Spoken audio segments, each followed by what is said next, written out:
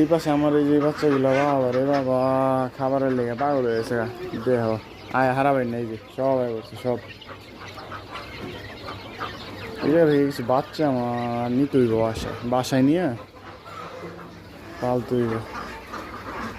এই যে পাশে আরও আছে। এরপর আমি খাওয়ানোর ভিডিওটা দিতেছি সবাই দেখেন, কারণ রিলসে তো আর এত বড় ভিডিও দেওয়া যায় না।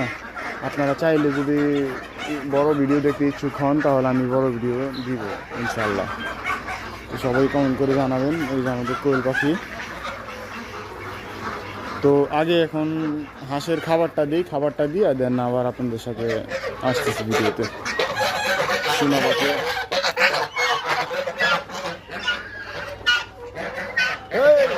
আকাম করতেছে।